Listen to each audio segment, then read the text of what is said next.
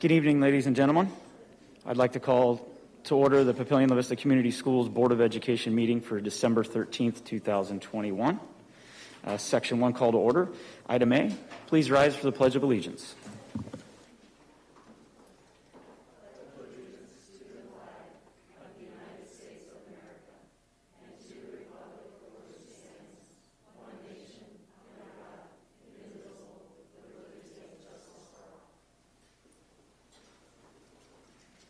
Thank you, everyone. Moving on to item B. Roll call, please. Ms. Fisher? Here. Mr. Lotus? Here. Ms. Wick? Present. Mr. Bailey? Here. Mr. Mather? Here. All present? Thank you. I'd like to give attention to the open meetings law that is posted at the entrance of our boardroom. All right, well, that concludes Section 1, call to order. We will move on to Section 2, communications. Item A, we will start with our recognition this evening. I will turn it over to Dr. Wrigley.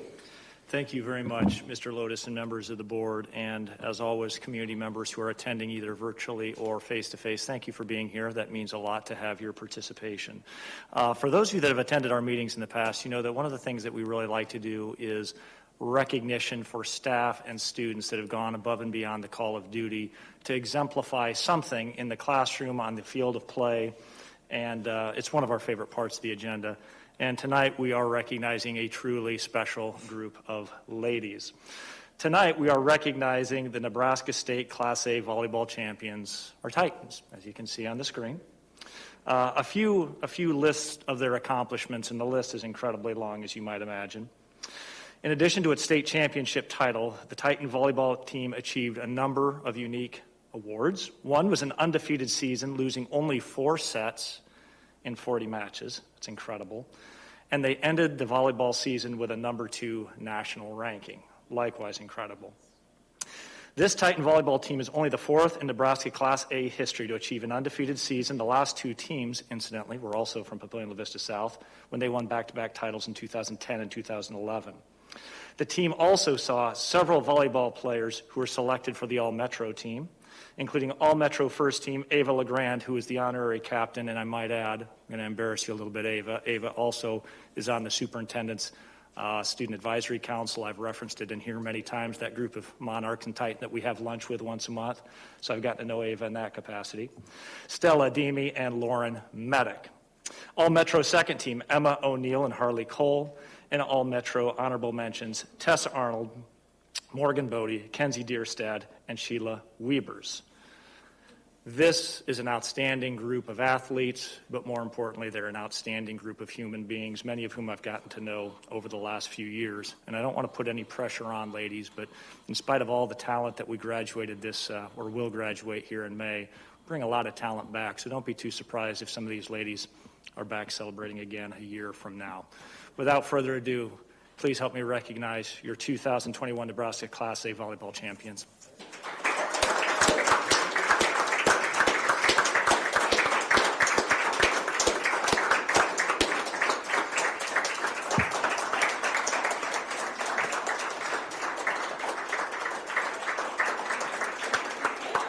So moms and dads that are in attendance, we're going to do some pictures here, but if you want to come and steal some pictures, we'll stay up here just as long as you need us to. So I think we'll be facing out toward the north there with our plaque.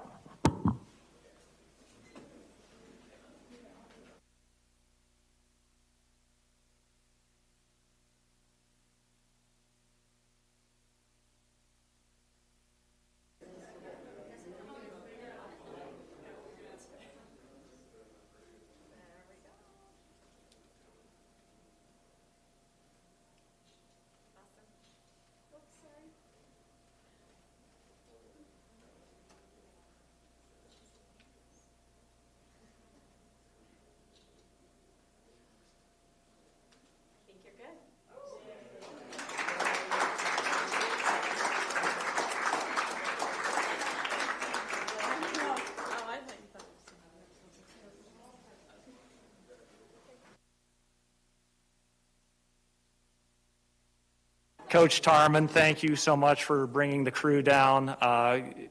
For those of you that have been following our volleyball program, we've had coaching changes over the year. Coach Tarman has been our volleyball coach, our head coach for the last several years, and you talk about somebody who's just picked up the tradition of excellence and ran with it. We couldn't be prouder, Katie. Outstanding job. Thank you very much. You bet.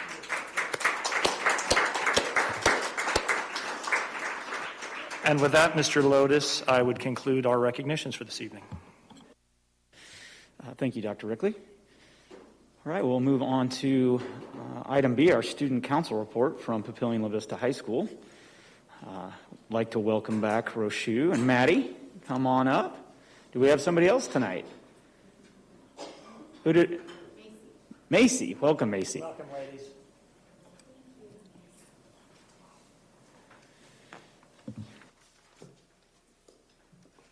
Okay, so hi, we're here representing Monarch Student Council. I'm Roshu. I'm Macy. I'm Maddie. So let's just get into it. So first, in the Fine Arts Department, we had 2 holiday concerts that took place last week, choir and jazz, and those were very successful. And then we also had musical auditions last week for SpongeBob the Musical, and the cast has been selected, so congratulations to them. The fall show back in November was a huge success. It was a Christmas story. And also during the month of November was the ITS food drive, and that was also very successful. The annual Unified Basketball game was played on Friday the 3rd, and it was an outstanding performance by both schools. And then the All-State Music Choir and Band was held in late November, and Monarch students represented our school very well. And finally, show choir season, competition season is starting in January, and a preview night will be available for parents and families on January 13th. As for our athletics, our winter sports have just kicked off. We have bowling, wrestling, swimming, diving, and basketball, and all of our teams are off to great starts.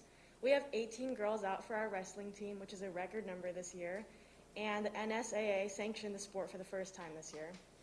As for our other athletes, off-season conditioning is taking place at the Papillion Landing 2 times a week after school, and we also have our powerlifting team, which is competing, and they competed at the Papillion La Vista South Invite on Saturday. Now let's get into our clubs. National Honor Society had raised money for families in need for the holidays, and that was super cool. Our debate and speech teams are in full swing for the competition season. And finally, this week is finals week on Wednesday, Thursday, and Friday, so we're all getting prepared for that. And we're excited for the opening of some new additions onto our school, which is scheduled to take place or to finish in the 2nd semester for our freshman wing and new office area. So that's all we have for you guys. Thank you. Nope, thank you, ladies. Great job, ladies. Again, you're always more than welcome to stay, but I have a feeling it's finals week, so you probably are hitting the books pretty hard. So good luck with finals, and have a great holiday and New Year season. We'll see you after the break.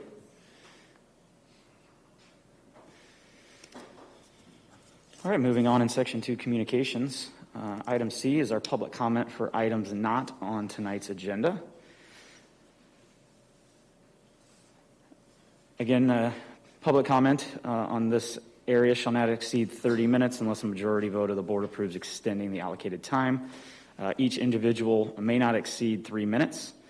Ms. Baranko has a timer.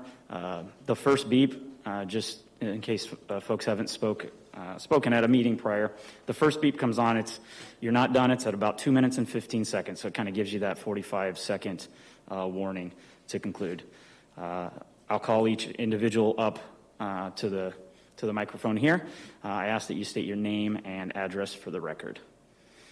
All right, we will start with our first speaker tonight, Ms. Britt Hope.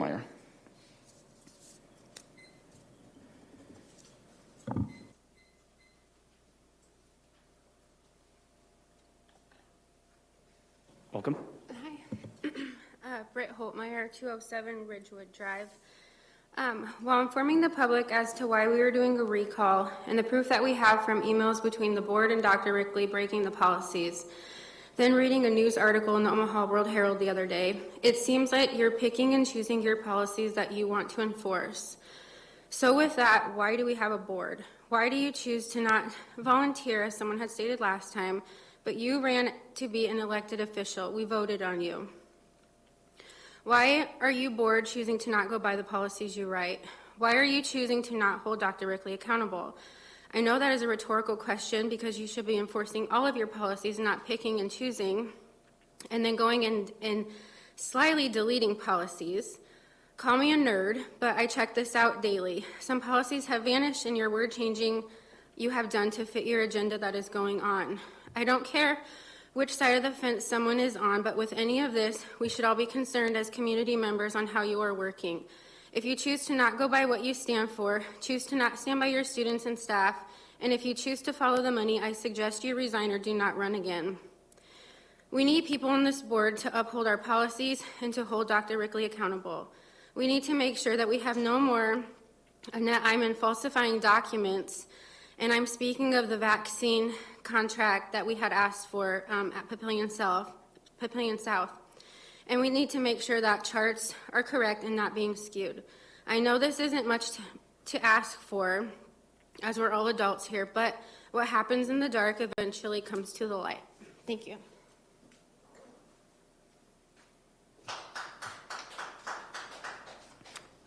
Thank you.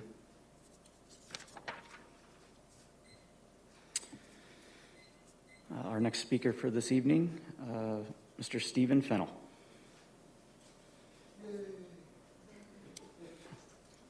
I'm a little underdressed. I got lost track of time. I'm sorry. No worries. Thank you. Welcome. All right. My name is Stephen Fennell. I reside at 11801 South 37th Street, Bellevue, Nebraska. A couple houses up from Anderson Grove. Is that all I need to say? All right. So I'm here in support of you, the board, and Dr. Rickley. I'd like to thank all of you for what you do and highlight a few of the things instead of coming here and complain without a solution. And one of the things I would like to recognize is you board members being here of your own free will and not being paid to be here. I think that's pretty, says a lot of your character. With that said, I'd like to thank not only the board, but all of the staff who worked through the fear of an unknown virus to ensure that doors remained open during the pandemic, especially during the beginning when your staff provided meals for our kiddos so we parents could work. Thank you so much for doing that. It's appreciated. And I'm sure you guys didn't hear that enough. The new community closet deal that you guys opened up, I think, is awesome. It helps less fortunate families. And I have no words to say other than we are beyond blessed to have a team that created this, looking out for our families beyond the classroom, all the way to each individual student at home. I can't compliment that enough. When I retired from the Army, I truly couldn't think of a better place to raise a family but here. And I've seen the worst of environments, both overseas and stateside. So I decided to come home. And after witnessing some of these meetings, I want to encourage everyone here to try and put yourselves in the shoes of each member on this board. What good does it do to show up and protest a vaccine clinic? If you don't want it, don't go. Problem solved. If it's as if people have nothing better to do when I'm watching these than to just complain about things. It's if you're not bringing up a solution, then don't complain. If you're going to present a problem, present a solution. That's just how I was trained as a leader in the military. And instead of bashing you, the elected leaders, how about we focus on being a team, making positive suggestions, and if that idea isn't used, oh well, just keep trying. We need to practice teamwork, compassion, and sometimes keeping our mouth shut, because complaining without positive solutions is nothing but annoying and accomplishes nada. With that said, God bless to each of you. Thank you to each of you on this board for all you do for free. Thank you.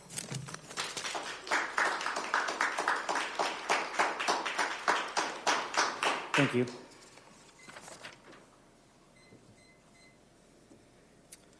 Next up this evening, Ms. Amy Wiebers.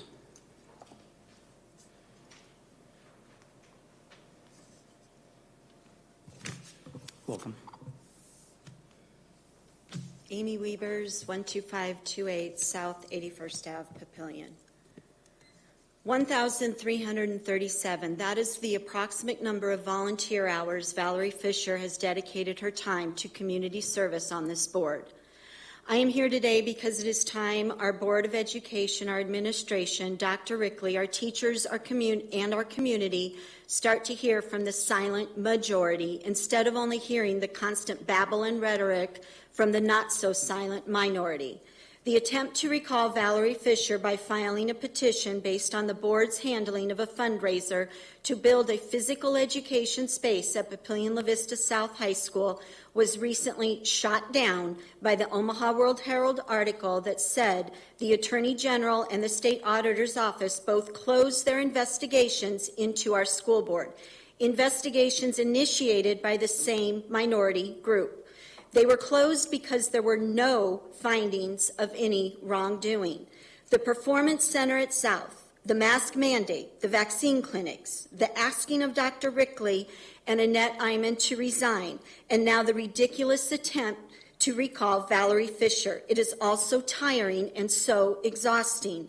Instead of spending hours on a street corner with a petition attempting to coerce people into signing something that makes no sense, or spending hours at a vaccination clinic just sitting in a lobby trying to intimidate people, or attending countless board meetings criticizing and attacking hardworking people, how about putting some of those hours to good use, volunteering at the community closet, or helping a teacher in their classroom? We all have choices in life, and we typically make choices based on our morals, values, what we believe in, and what we don't believe in. I choose to live in this community and send my children to Papillion schools. I am proud of our Board of Education, our administration, our superintendent, and our teachers. So to you, the not-so-silent minority, if this is such a bad school board that you feel the need to recall Valerie Fisher after the countless volunteer hours she has given our community, and if this is such a bad administration you feel the need to publicly ask for resignations of Dr. Rickley and Annette Iman, then it is clear this district does not share your same morals and values. So please either make a different choice and leave, or begin to exercise your First Amendment right in a respectful way that does not hurt people in my community. Lastly, to our Board of Education, Valerie, Dr. Rickley, our administration, Annette Iman, please hang in there and stay strong. If the silent majority could change this and what is happening to you, we would. Just know that we support you and you're appreciated.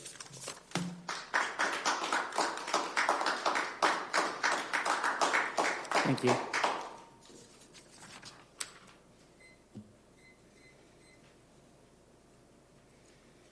All right, moving on to our next speaker this evening.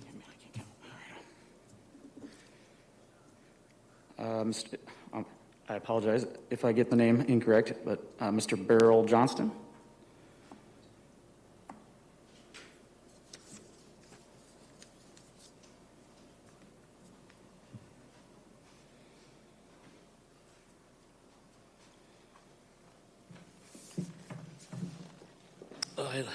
I'm Beryl Johnston. I live at 8152 South 94 Circle, La Vista. I've been a resident of Sarpy County since 1976 and been through a lot here.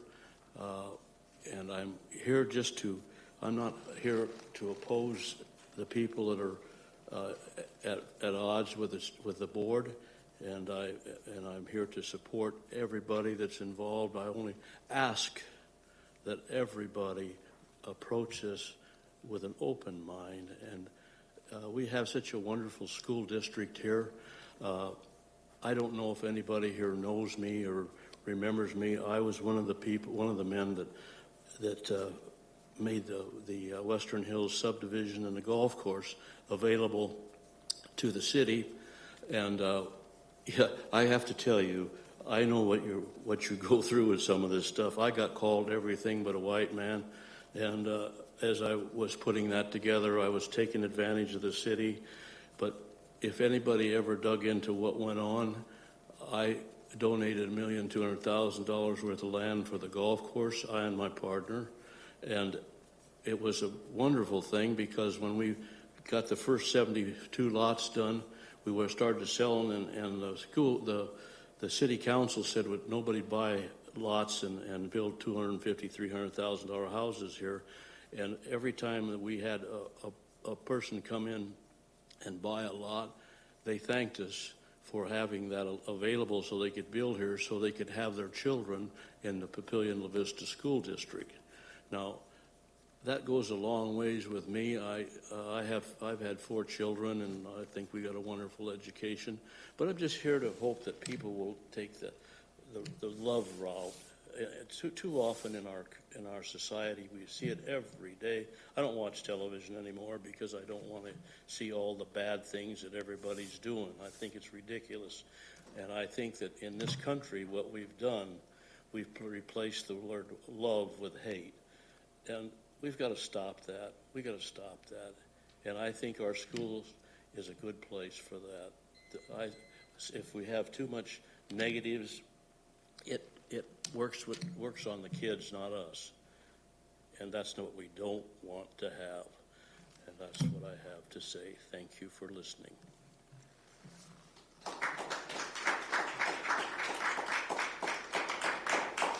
Thank you.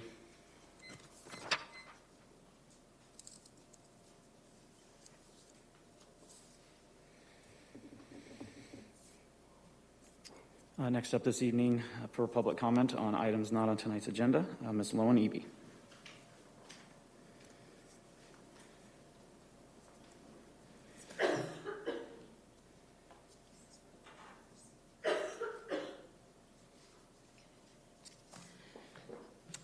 Hello, I'm Lowen Eby, and I reside at 1401 Edgewater Circle in Papillion.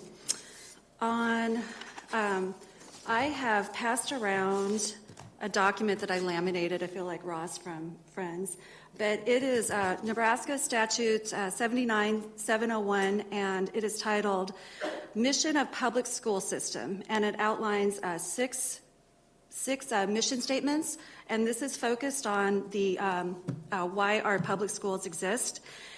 And I feel that we have strayed from the mission. And so one of the things that I think that we have strayed from our initial mission is hosting a vaccine clinic at Papio South in violation of hosting a vaccine clinic without a health facility license.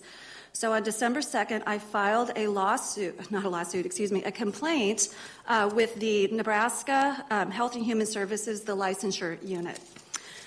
What I found interesting in doing my research is this is on Papillion Patriots, on the public records production, where the superintendents are colluding with the Douglas County Health Director. Commissioner Blomstad sent a letter on September 1st of 2021 to the superintendents and school leaders. And on page, I believe it's 19, he says the following: Consider implementing creative incentives and initiatives to boost excitement and vaccine participation. Providing incentives to students and household members to get vaccinated is an allowable use of elementary and secondary school emergency relief funds. So Papillion-La Vista Community Schools has over $2.9 million in ESSER funds, and on 2 occasions, the Papio South hosted vaccine clinics in the cafeteria, okay, the night before. And on the date of the December 7th clinic, there was 2 JV basketball games, there was a winter guard and a show choir in the school where the vaccine clinic was hosted. And so I ask you, and this is a rhetorical question, how would you feel if you went to a restaurant and you saw someone getting injected and then seated at your table? That's what happened with our Papio South students. There was a vaccine clinic the night prior, and then students ate in the cafeteria the next day. Thank you.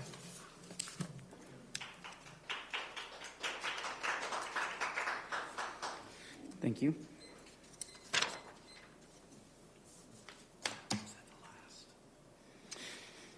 All right, that concludes item C, public comment for items not on tonight's agenda.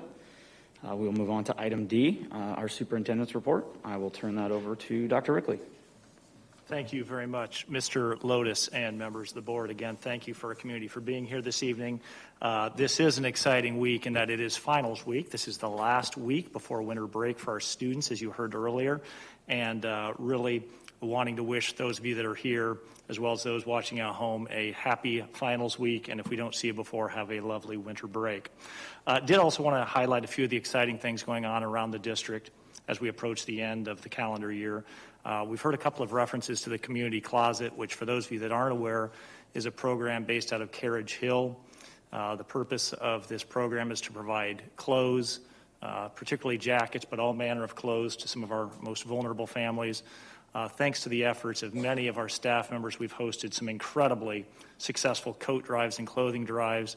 On the low end of the estimate, we have given out over 500 jackets to really needy families in the last month and a half alone. So that's a program we're incredibly proud of, and we'll continue to push that. Also wanted to highlight our relationship with law enforcement. We have a couple of them here this evening. We recently met with law enforcement to discuss Rule 10 safety procedures. Thanks to Dr. Steele and many of our other administrators, this is something that we do on an ongoing basis, but I think most of us can agree that it takes on added importance given the recent school shooting in Michigan. It's just something that we always have to be mindful of and on top of, and we're deeply grateful for our relationship with law enforcement to have those ongoing conversations. Also wanted to share with the community and the board that the legislative session is fast approaching. January 5th is the first day of the legislative session. It is a short session since it's the second year of the biennium, which means it's a 60-day session. That means it'll wrap up in typically mid-April unless the unicameral decides to end the session early. We've had some outstanding conversations with our own senators, including Senator Day recently. Dr. Tafoya and Mr. Richards and I recently met with her, toured Monarch, and Mr. Richards and I attended a legislative conference in Lincoln where we talked about some upcoming bills. So we'll be sure to give the board a briefing on that as we get just a bit closer to the session. We've heard a little bit about the vaccination clinic. Some interesting statistics from this last session at Papillion La Vista South. 598 vaccines were given out at this last session alone. 369 elementary, 154 secondary, with a balance being adults. We turned away over 40 to 50 adults. I know that there has been some argument made that, CVS, Walmart, Sam's Club, Hy-Vee, you can get these shots anywhere. 600 people would say, because we trust you, because there's a comfort level with our schools, this is where we want to get vaccinated. And I applaud those 600 individuals, and we're going to keep doing that for the foreseeable future, at least until this board directs me otherwise. Some information was given out earlier that is simply flat out wrong, that school districts cannot host vaccination clinics. Indeed, Health and Human Services has emailed us and told us quite the opposite. Our school attorney has told us quite the opposite, and even a casual observer could tell you that all across the country, schools, supermarkets, pharmacies are hosting vaccination clinics, not in violation of the law. To suggest otherwise is frankly ludicrous. I would also like to take this opportunity to highlight a number of these complaints that have been lodged against the district in the last 2 months alone. We've had complaints lodged with the Attorney General twice. We've had complaints lodged with the state auditor, with the Nebraska Department of Education, the Nebraska Professional Practice Commission, and lastly, DHHS. 7 complaints filed by district taxpayers that have chewed up an enormous amount of time, money, and resources on the taxpayer dime. On the taxpayer dime. All 7 of those complaints have been found without merit, have been summarily dismissed, and said the district did what they were supposed to do. That's something that our taxpayers need to know. I'll conclude with something very positive in my mind, and that is our next instructional leader at Papillion La Vista High School. As the board is aware, we had 4 candidates interview with us last Thursday. I want to thank Dr. Settles for the outstanding process she ran on the quality of candidates we brought in. This is probably old information by now because the news has gone viral across the district. But if you are watching, I believe he is in Fremont as we speak at an athletic contest. Our own Jason Ryan, the current assistant principal and activities and athletic director, has been named interim principal at Papillion La Vista High School. And the reason why it's interim is We're going to continue to look at short-term and long-term needs, but what we told the staff at Monarch this afternoon is our goal is to have Mr. Ryan be our long-term solution there, but out of respect for the process, the candidates, and some succession planning priorities that we have across the district, we thought out of an overabundance of caution, naming him interim would be best, and then we'll reevaluate 12 months from now. I believe the staff, when we had made that announcement at 3:40, Dr. Settles and I met with the Monarch staff this afternoon. I'll suffice it to say that he received a standing ovation. We picked the right person, and I'm incredibly proud and excited to see what he does. And I also want to do a shout out to Mr. Jerry Klein. Jerry, if you're watching, thank you for the outstanding leadership as well as your assistant principals. Mr. Klein is leaving awfully big shoes to fill. I have not a doubt in my mind that Mr. Ryan will rise to the occasion and do outstanding work. And with that, Mr. Lotus, I'll conclude my superintendent comments. Thank you, Dr. Rickley. All right, moving on to item E under Section 2 Communication. Open the floor up for board comments this evening.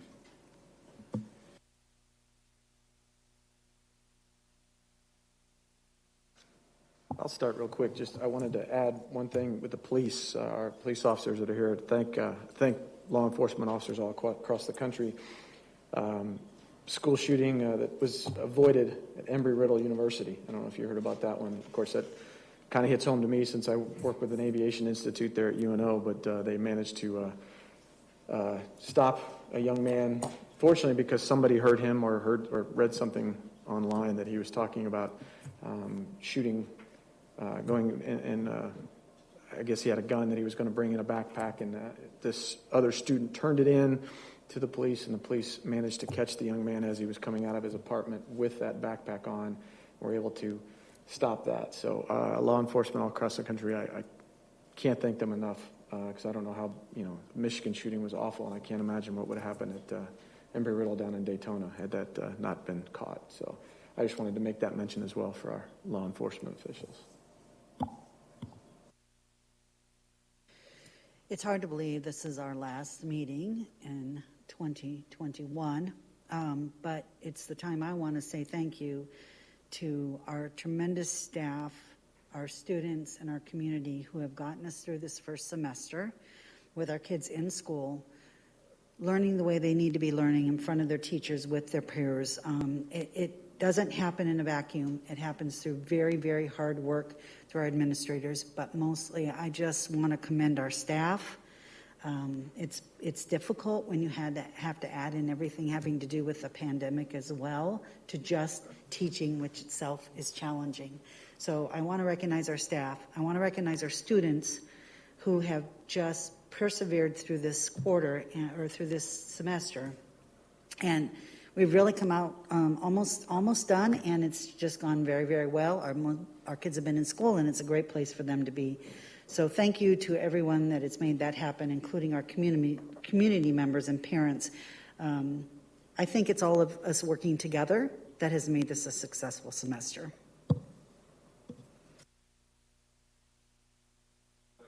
And the district for the progress that we've made, despite the fact that we've had the burden of COVID. I think the excellent results that we have received and continue to be receiving is due to the leadership, and I do commend Dr. Reckley for that. It's due to the fact that despite the fact that the board has received a lot of complaints, we have taken the high road. We have done what is necessary to keep this district at the high level that we have become accustomed to using. The administration and the staff, the teachers, even the custodians, everyone has pitched in. They're all doing their duty like they're supposed to, despite the COVID and the static that's coming down the pike. And we cannot neglect the students. The students have done a terrific job. We now have open school. We found out, thanks to last year, that virtual learning is not effective. It has its faults, and we cannot be effective if we're going to have to rely on that. So we're going to have to make the decisions to keep the school open And who knows what we're going to have to do in the next few months. But I know with the people that are here making the decisions, the right decisions will be made, and the district will continue on in a magnificent way that it has throughout I've been here since '72, and I have seen this district grow, and I have been very, very proud of the fact that I am part of this community, despite the fact that I don't get paid for doing this. But I knew when coming in here was, my pay here is not because of dollar bill. My pay is knowing I've done the right thing for the students and the district. I did go to the vaccination clinic, the second one the other week with my first grader and second grader. Went well. The first grader did a little better job this time around, so that was a plus. And it was a great turnout. And yeah, I fully support continuing that. What was almost 500, 600 shots, so there is the demand out there. And I know some of those other times that other places offer to get the vaccinations just aren't as ideal for the families as the nights are. I also want to piggyback with Ms. Fisher and Dr. Tafoya on thanking the staff and the students. It's been a hectic semester, so man, I hope you guys really enjoy your time off, take advantage of it, try to relax as much as you can, and enjoy it. Well, I don't have much else to add to that. I do want to thank the public for coming and sharing their thoughts with us. I think it's important to hear what you have to say, and I appreciate when you can do that in a constructive way instead of a critical way. We have changed some of our policies based on that, and I think it's a good thing to hear when we need to hear it. I'd like to also thank our teachers and our staff for the work that they do continually throughout the year and helping all of our students to do the best that they can be in good grace. Look at our volleyball team and others. I mean, we just have a great school district here. So thank you for your thoughtfulness, your kindness, and I'd like to wish everybody a happy new year because we won't see you till 2022. So thank you for being here.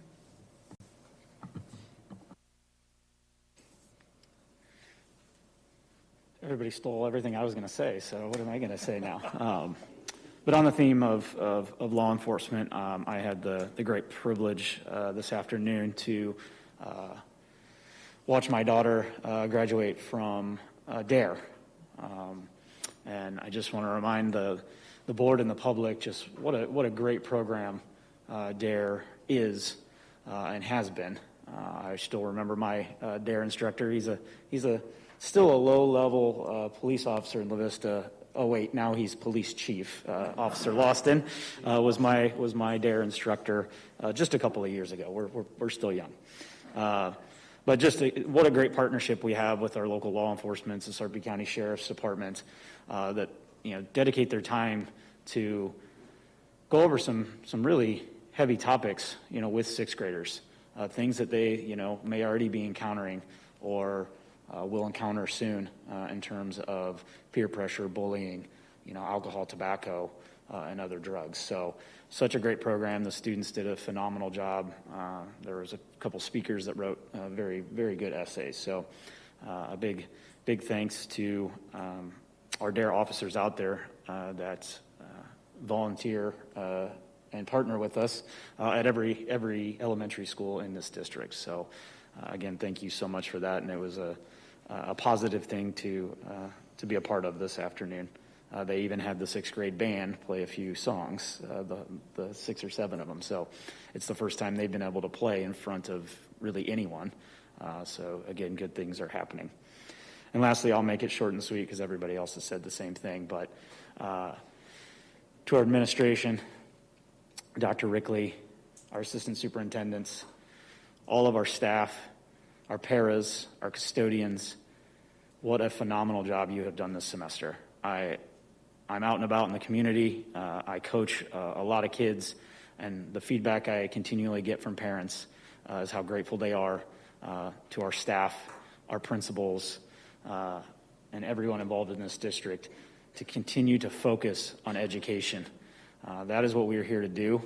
That is what we want to do, and that's something I look forward to continuing in this district. So again, thank you so much for keeping your eyes on the prize, which is developing our young students in their educational journey as well as in their developmental journey to continually produce quality human beings that get to rejoin our community, hopefully after whatever they choose to do after graduation. So again, thanks so much. And any other board comments this evening? We have a tendency to take things for granted and never express how we appreciate the things we have. I have been elected to this board. This is 5 times. Valerie trumps me by 1. She's 6 times. And that 5 times that I've been here, I want to tell you 6 people, or 5 people, that I think this is the strongest board I have ever had the privilege of being on. We work together. We do not agree on everything, and that's great, because if we're agreeing on everything, somebody's not thinking.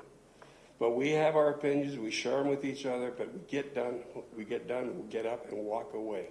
None of us on this board has a agenda.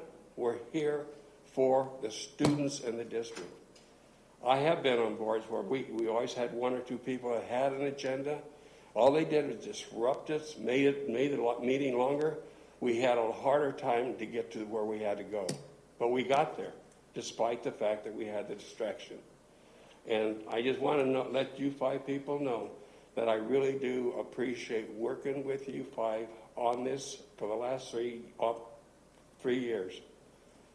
And I hope we can continue doing this. Valerie being selected as a scapegoat for the problems of some individuals is sad. She has devoted so much to this district. In her 21 years of service, she has done, I've served with them on 2 or 3 of the times, and I know she does top-notch work. She's an excellent board member. If everybody could be as good as she is, we wouldn't have any problems, period. Decisions would be a lot easier made. But I really feel sorry for her that somebody selected her, of all people, to try to recall. That is a travesty of justice. This is the biggest insult I've ever seen in my life. And that I am very upset about that. There's no reason. I know it's a law, and everybody has a right to their opinion. And the thing is, they don't have the right to shove it down our throats. I've said this more than once. And this is what they're attempting to do. And by picking on Valerie, they're not going to get it done. The results will come, just like the 7 incidents that Dr. Rickley recalled. We have done nothing wrong. We have done an immaculate job of doing what we're supposed to be doing. She has done the same thing. She will be vindicated. She will be here come January the 1st. And that's the end of my rant. Thank you, Dr. Tafoya. Yeah, and lastly, I wanted to wait till all board comment was done, but as current board president, I want to thank the other 5 members of this board. The last few years have been obviously challenging. Decisions have had to be made that we, at least when the 3 of us ran, weren't a priority, weren't even on the radar to make, pandemic-related responses. And so I just want to say thank you for making my job in help in crafting the agenda and running these meetings successful. I truly do appreciate the hard work and effort that you all put in on all the hours in subcommittee and all the hours outside of that for all of your volunteer time. It is a privilege to serve with you, and I'm grateful for this year, all the support that you've had, because obviously all of you have been at all of these meetings.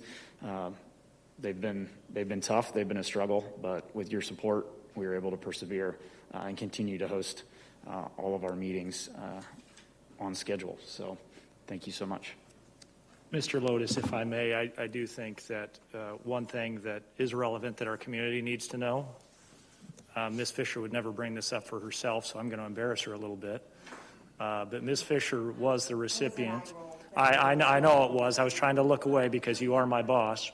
I do think it's important that our board members and our community members recognize that the person sitting to my right is the Ann McTier Nebraska State Board Member of the Year. That was awarded 2 years ago, voted on by her peers from across the state of Nebraska in recognition not only of years of service, but outstanding leadership rendered for free to our students and our families and our community. That is important, relevant information that our community needs to consider as these issues are being deliberated. Val, I'm proud to work for you. I'm proud to work for you. I'm proud to call you my friend. I'm proud to call you my boss. And I will leave it at that. Thank you, Mr. Lotus. Any other board comments this evening? All right, with that, we will conclude item E and move on to item F under section 2 communications, our committee reports, building, grounds, and finance. Buildings and Grounds did meet last Friday, and we had quite a good discussion. In fact, it was a very long discussion. But some of the items that were that we discuss are later on in the evening. We will be addressing them. The rest will be being addressed probably in the next in January, the next meeting. So we're meeting. We're working. Thank you, Dr. Tafoya. Human Resources and Student Services. We did not meet. Thank you, Ms. Witt. And Curriculum and Americanism.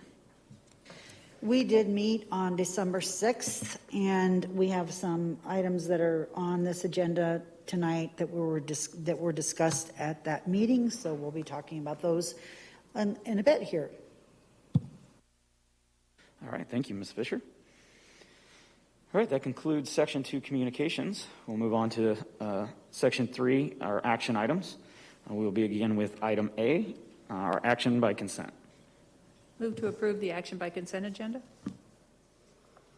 Second. I have a motion by Ms. Witt and a second by Mr. Bailey. Roll call, please. Ms. Fisher? Yes. Mr. Lotus? Yes. Ms. Witt? Yes. Mr. Bailey? Yes. Mr. Magler? Yes. Dr. Tafoya? Yes. Motion carried. Thank you. Moving on to item B, our board meeting minutes of November 22nd, 2021. To approve? Second. I have a motion by Ms. Fisher and a second by Dr. Tafoya. Roll call, please. Mr. Lotus? Yes. Ms. Witt? Yes. Mr. Bailey? Yes. Mr. Magler? Yes. Dr. Tafoya? Yes. Ms. Fisher? Yes. Motion carried. Thank you. Oh, excuse me.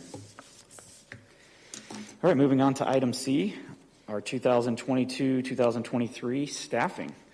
Welcome, Dr. Settles.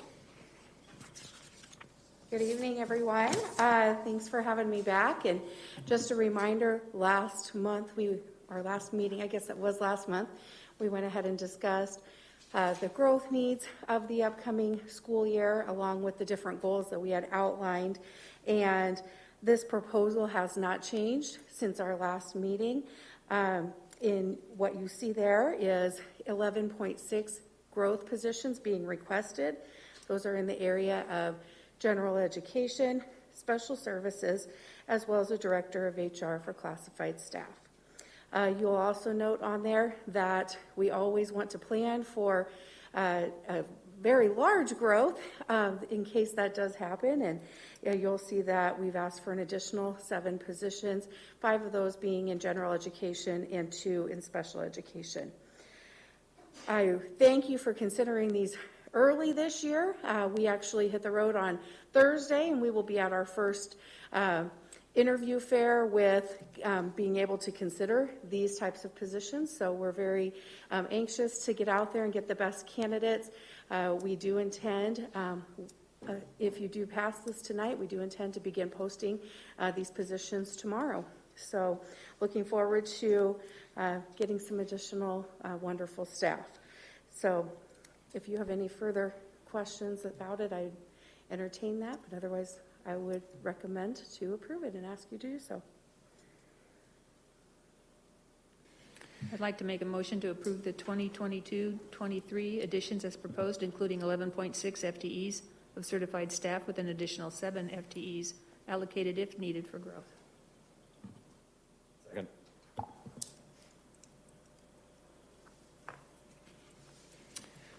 I have a motion by Ms. Witt and a second by Mr. Madler.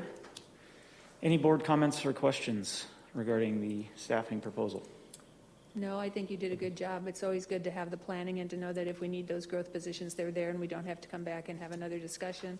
I also want to do my pitch to recommend that anyone who needs anything to do with their time, there are positions open for paras and other positions in the district, and we would love to have you join our staff. Thank you.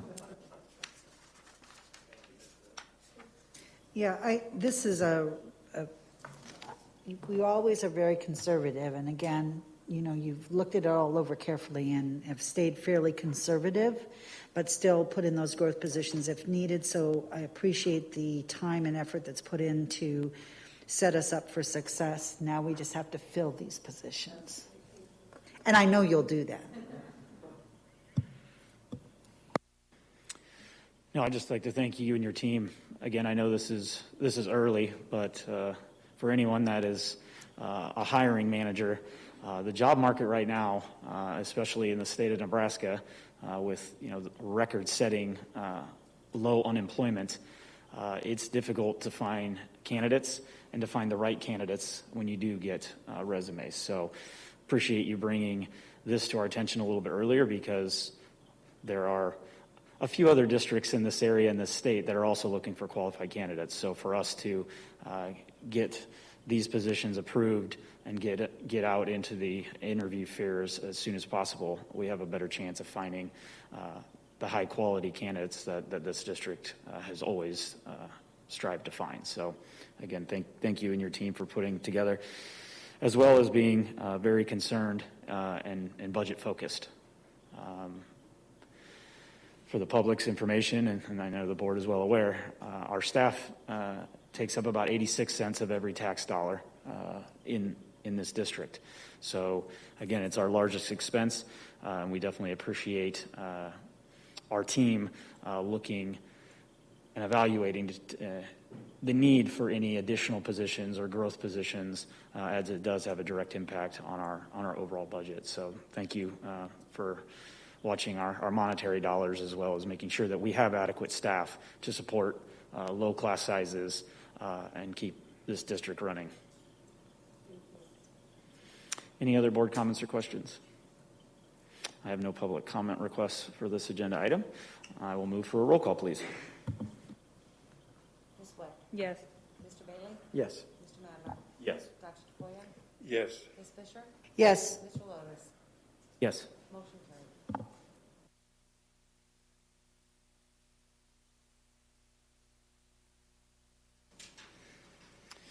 Moving on to item D under section 3 action items, our political representation contract. Welcome, Mr. Richards. Good evening. Good evening, Board of Education.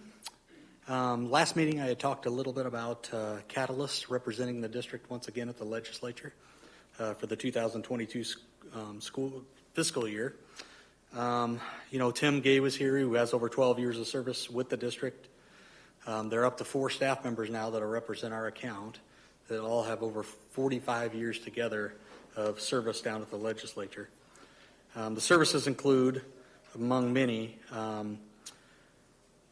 consulting the district and navigating through legislative issues, setting up meetings with senators, legislative bills, monitoring, and reporting to the board as needed.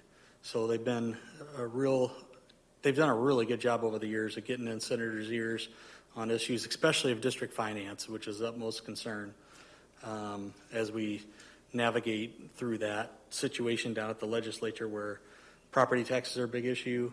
The schools this year are trying to work with the senators on a bill that would lower property taxes.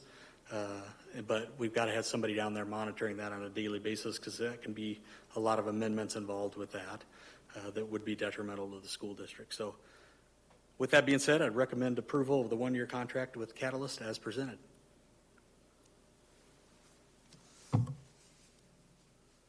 I'll make a motion to approve Catalyst Public Affairs as a district's political representation at a yearly rate of $39,000 plus expenses from January 2022 through December 2022.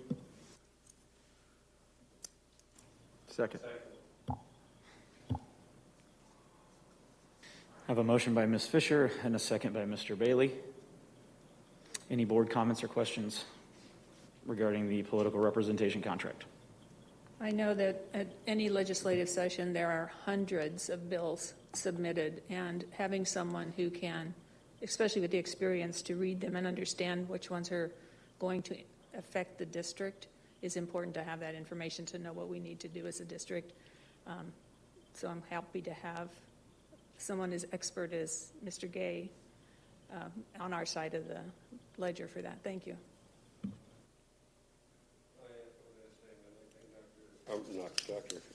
Mr. Tim Gay does a terrific job of watching our back, make sure that that there's not something coming down one of these bills that's going to affect us adversely, and he does a good job of advising us that these things are coming through, and also lets us know what's going on. So I'm all for this.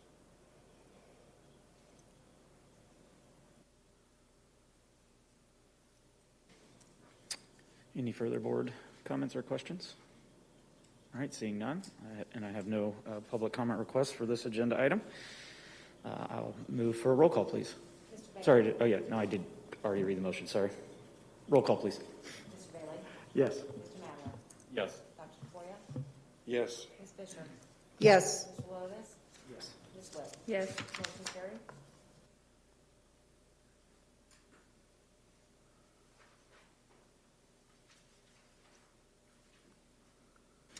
All right, thank you. Moving on to item E. Mr. Richards gets the, well, he's the rest of the show in the action items, so you got a comfy seat. The 2020-2021 financial statement audit. Yes. We have had, the state of Nebraska each year requires an independent auditor of every school district in the state of Nebraska, and our district employs independent auditor OFWF LLC of Omaha, Nebraska, to do our audit.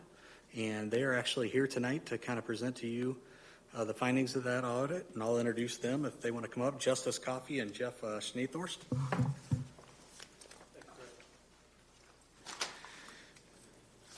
Thanks for having us today.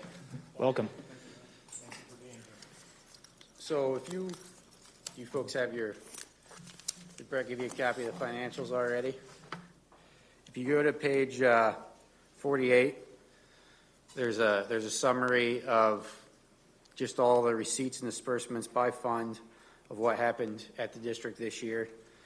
You took in about $156 million in receipts and $185 million in disbursements, but I don't, in other financing sources, not counted in those receipts, there's about $41 million in bonds to pay for those disbursements. You had a bunch of construction projects, about $35 million worth of construction projects, and that was what was paying for that. And if you go to page 28, the financial statements are cash basis, so it doesn't show your debt. You have, as you can see on page 28, you have $178 million in bonds outstanding as of the end of the year, as of the end of August.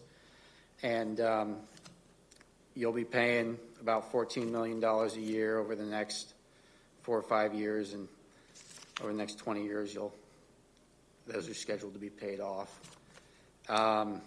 So you did an advanced refunding for $36 million. You got a lot more favorable interest rates. The new interest rate on those bonds are 1.6. The old interest rate was like 4.97.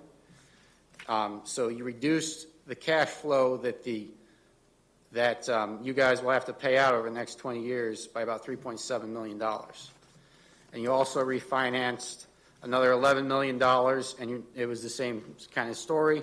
It was an interest rate deal, and you reduced the cash flow that you guys are going to be paying out over the next 20 years by $1.2 million. And then you also issued $35 million in new bonds to fund those construction projects that I talked about. And then if you go to page 60, it's got a summary of findings. That's our summary. We call it that, even if there isn't any real findings. But so on almost everything, we gave you an unmodified opinion, which is the best we can give you. We provide reasonable assurance that the financial statements are free from material misstatement. We qualified our opinion only because the net pension liability, you're supposed to report it within the last 12 months, and it's reported 14 months instead of 12. And the reason that is it's really not anything management can do. It's because the Nebraska Public Employees Retirement System doesn't issue their audit report until August to report those numbers until June.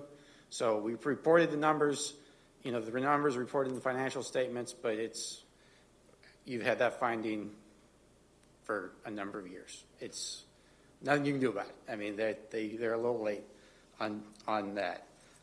We also look at internal controls when we're doing the audit. We didn't find any material weaknesses, so I don't really have anything to talk to you about internal controls. We look at compliance issues. The only thing that I have to say about compliance, the finding that we had, was that you overspent the special building fund budget, and that was just because of that bond issue. The board decided to refund the bonds to save about $5 million. So you didn't amend the budget, which is, anyone can see why you'd want to get much more favorable interest rates and save the taxpayer money in the long term. So, and then we also look at compliance with major federal programs and internal controls over those major federal programs, and we had no findings as it relates to any of those federal programs. So we gave an unmodified opinion on the statement of expenditures of federal awards. That's really all I got for you. Does the board have any questions about the financial statements or our audit or anything for us? I don't have any questions, but having done this for many years, I appreciate the clarity that you provide us in the summaries so that we understand everything, and then the fact that you come here and speak to us. So I always feel very confident once I see that summary and once I hear you speak. So thank you very much. I appreciate that.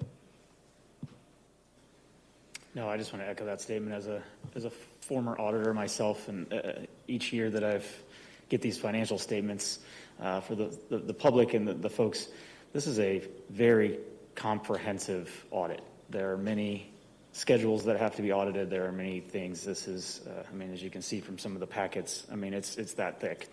Some traditional, say a manufacturer under audit might have a 12-page audit report and one opinion. There are multiple here. So again, appreciate you and your team's efforts, especially in COVID. It's impacted every industry, especially the CPA and the audit world, in trying to have to do things either remotely, get data sent over confidential sites and things like that. So again, I appreciate your team's efforts, and as well as Mr. Richards, your team's effort as well. There's a lot of data that has to be collected and a lot of support that needs to be provided to the audit team in order for them to be able to reach the conclusions that they did. So again, thank you for all that you do as CPAs to make sure that we as the district are meeting the expectations of the accounting standards as well as our compliance needs within the district. On how much work it takes to put something like this together, can you talk through how the staff did here at the district in working with you, making sure getting everything you guys needed in a timely manner? Any issues there? We didn't have any problem with the staff. It's kind of the time crunch for school districts are kind of tighter than a lot of other governments. Your year-end is 8/31, and the report needs to be done by November 5th. So, I don't have any problem with Brett's team, or they were all cooperative, and We didn't have any issues.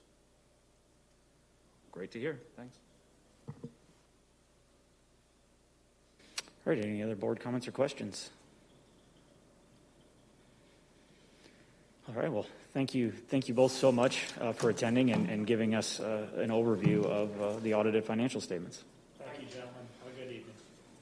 Thank you. Well, I guess, can I make a motion to acknowledge receipt of the audit report for fiscal year 2020 and 2021? Second.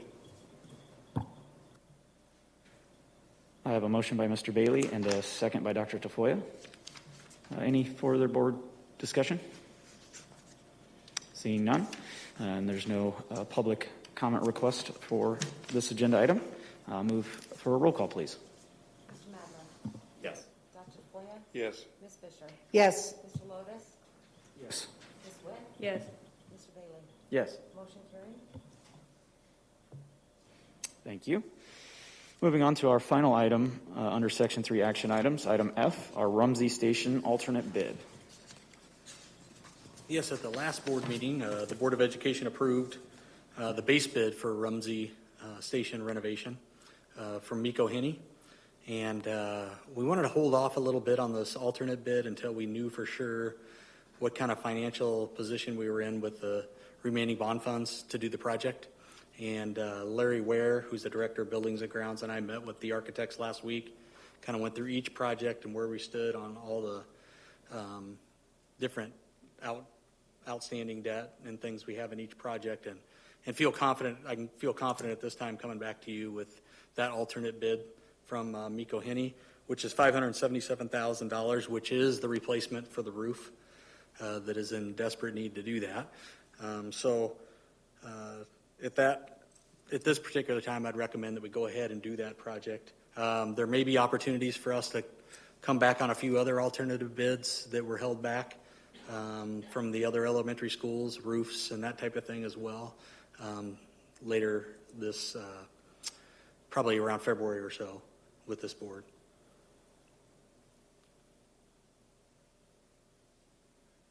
Mr. Richards, can you kind of help us to understand, as we move through the bond projects, how we end up with some funding that allows us to get to these alternative projects?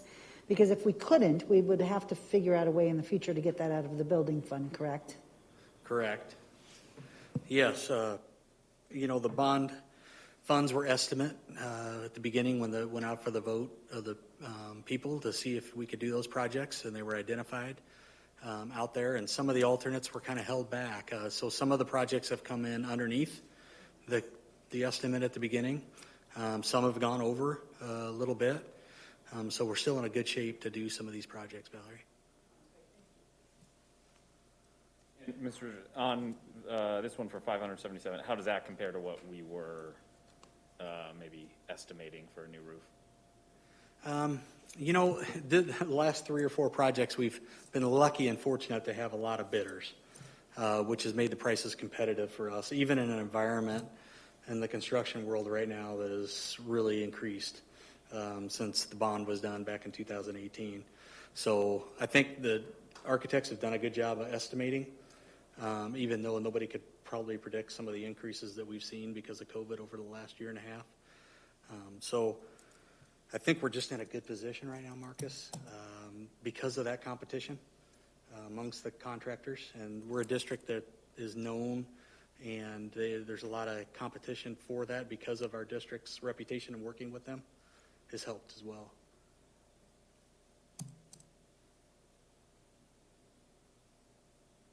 I can make the motion to approve the alternate bids from Miko Henney Contracting and authorize and approve the additional contract with Miko Henney Contracting for the amount of $577,000 and delegates authority to and authorizes, approves, and directs the President of the Board of Education, Superintendent of Schools, Assistant Superintendent of Business Services, or designee for the school district to sign, execute, and deliver such construction contract, sign and approve any change orders, retain necessary professionals for assistance, pay the contract price, approve change order increases and expenses related to the construction project and site preparation work, and will take all other action necessary to complete any requirements or obligations under the construction project and contract. Second. I have a motion by Mr. Madler and a second by Dr. Tafoya. Any further board comments or discussion related to this contract? Seeing none, and seeing no request for public comment under this agenda item, I will move for a roll call, please. Dr. DeFoya. Yes. Ms. Fisher? Yes. Mr. Lotus? Yes. Ms. Witt? Yes. Mr. Bailey? Yes. Mr. Madler? Yes. Motion carried. Thank you. Thank you, Mr. Richards. All right, that concludes Section 3 action items. Moving on to Section 4, our discussion and information items for this evening. We'll start with item A, our district COVID data update. Welcome, Ms. Hyman. Thank you. Well, let's talk COVID. I know that you've seen this slide probably a dozen times, but I think it's really important when we talk about COVID data that we stay grounded on what our decision-making process and what really drives our decision-making process, and that is to provide students a quality education in students, or in person. It's also to protect the physical, the mental, and the academic health of our students, our staff, and our families, to try to give students and staff some normalcy as much as we can by accomplishing those first two bullets. And then, of course, to recover through our programs and interventions some of the learning loss that we've seen. So these are the foundational points that are driving our COVID decisions. And I think it's really important that we stay focused on what it is we're doing and why it is we're doing it. So let's start with the SARPI-CAS data. The yellow line is our 5 to 12-year-olds. The white line is our 13 to 18-year-olds. You'll see that we're starting to see, and this is the entire SARPI-CAS County data, that we're starting to see a little bit of difference. The younger students have stayed above our older secondary students, and that's not changing. But we are starting to see a blip in our secondary students. And I think that that's probably seen more on the last department call that we were on with all the SARPI-CAS school districts. A lot of school districts are seeing increased numbers at the middle school level. And we're seeing a little bit of that, but not quite to this level. But this is just the entire SARPI and Cass County data and where they're at. This is for all residents in Sarpy and Cass County. And again, I just want to point out that that last number is a little bit deceiving because that number grows throughout this week because those cases continue to come in. So that's what it is as of today, but tomorrow and the next day it'll look a little bit different. Peaked at a high of right around 1,000 cases, and that was last week's data. So this is our data for Papillion and La Vista schools. This is the staff data. Again, these are the comparisons from last year and this year for our staff. And then this is the breakdown.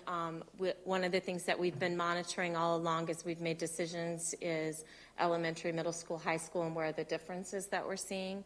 And this is the breakdown for those, the high school. And you can see actually our elementary numbers for staff also kind of peaked, and then they've pretty much stayed even across the district, elementary, middle school, and high school. Our student numbers, of course, are what everybody's interested in. I think it is absolutely amazing as I look at this chart and monitor it from week to week, how much this year reflects last year. There's little blurps here and there, but for the most part, the trends that we saw last year are very similar to the trends that we're seeing this year, with the exception of the peak that we saw at the very beginning of the year.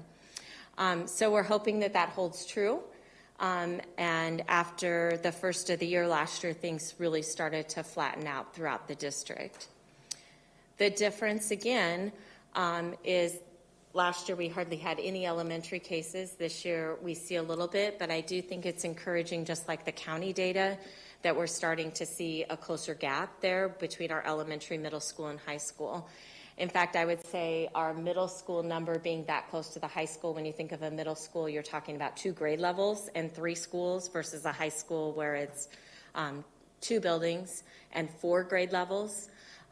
Those numbers being that close, that's kind of an area that we're watching. But still, even at that, we're sitting at 9 cases at our middle school level.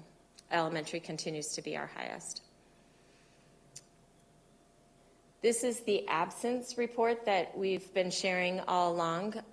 This is at the beginning of the year. You can see we peaked in the 700 area. A typical year would be 300 to 350 absentee rates.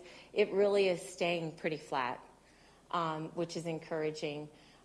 It went up a little bit last week at 491, but for the most part, it's not overly alarming. And I will tell you that we're not seeing huge absences at any one school.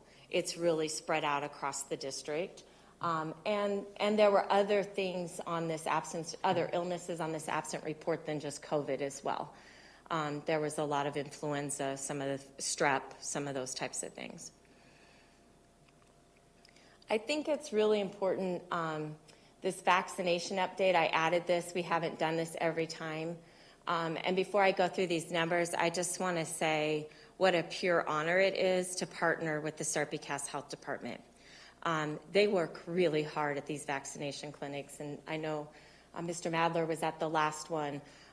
Those poor nurses that were vaccinating didn't get a break the entire night because we had such a huge turnout at that vaccination clinic.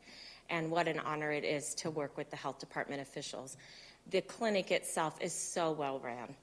Multiple checkpoints, multiple stations that individuals have to go through before they can even get inside to get their vaccination.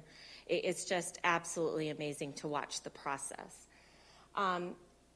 We've done 2 vaccination clinics since our 5-year-olds became eligible, 5 to 12-year-olds became eligible for the vaccination.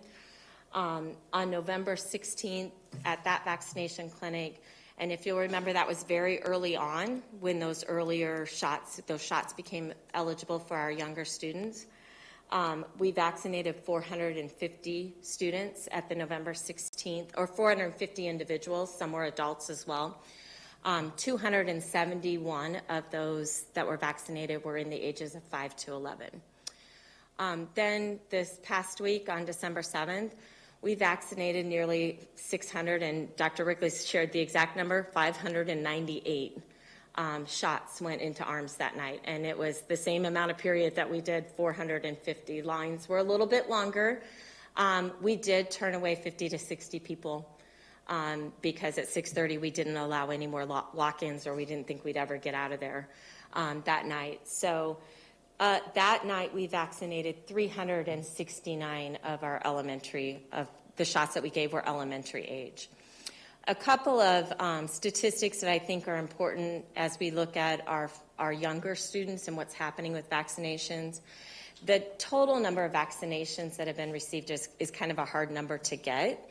But the Sarpy-Cass Health Department said that there were 2,500 in the age of 5 to 11 that are fully vaccinated across the 2-county region.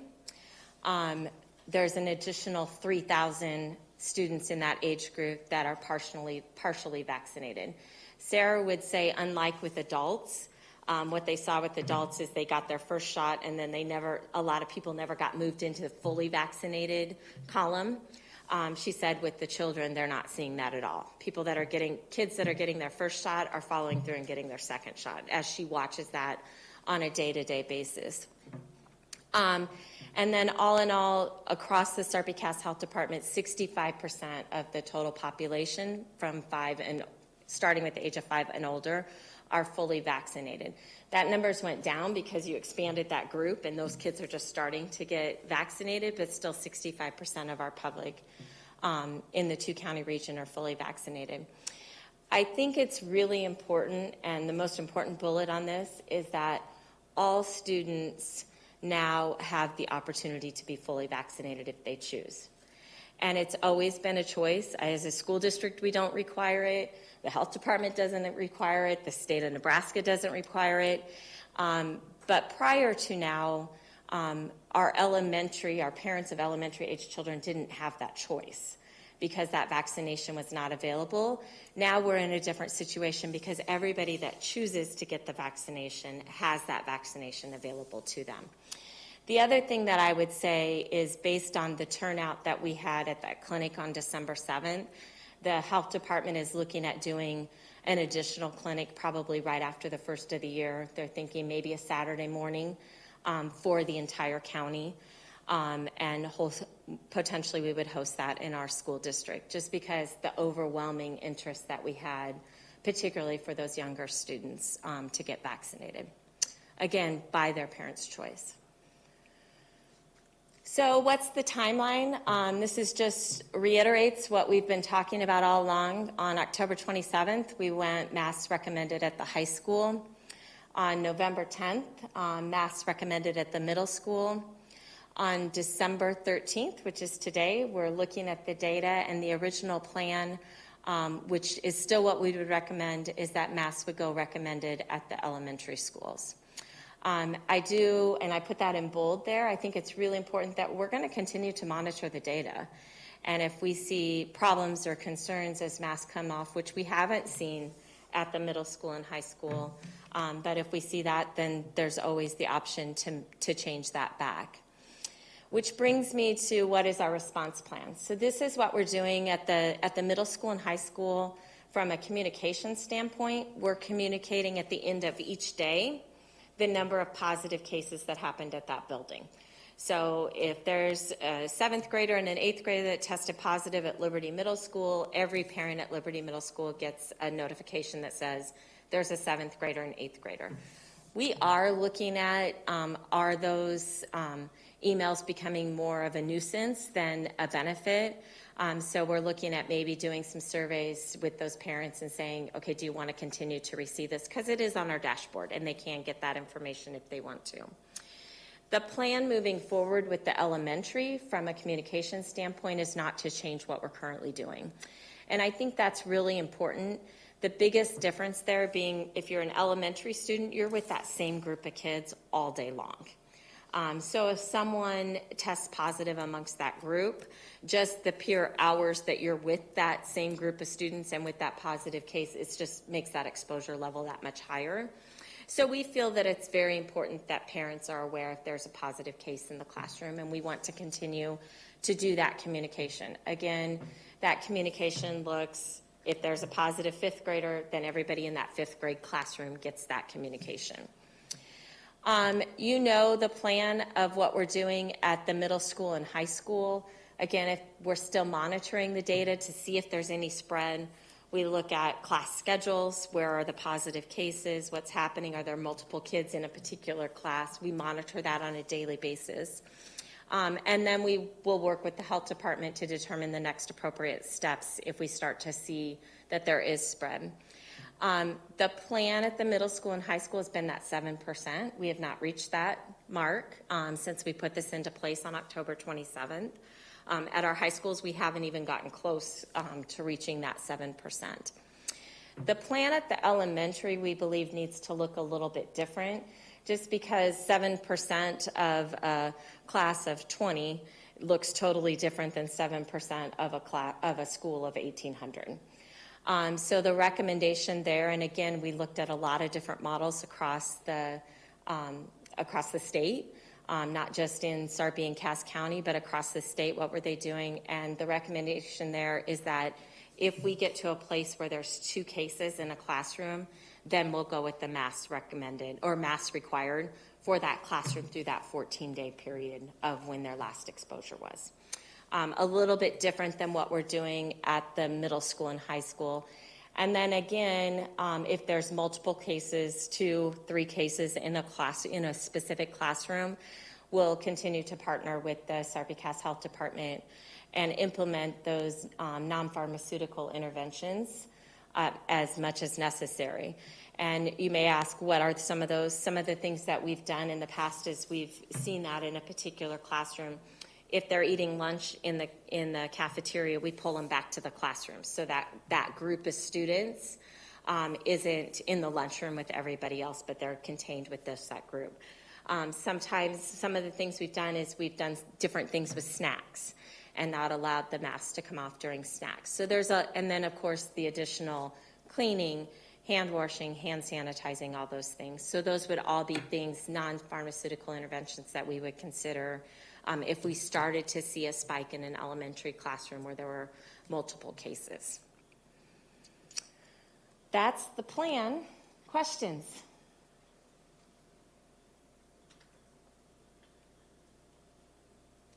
I don't have any questions, and I've said this before and I'll say it again.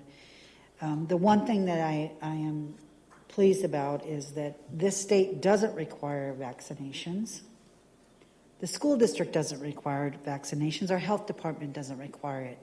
They recommend them. They provide the information out there for people to make their own decision, their own informed decision.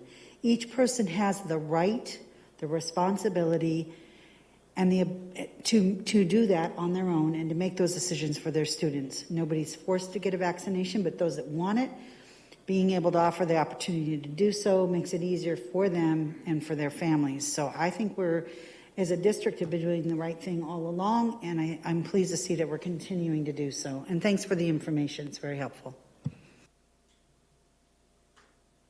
do appreciate the thoroughness that you have gone through to compile all this information and the recommendations that you and your group do for us.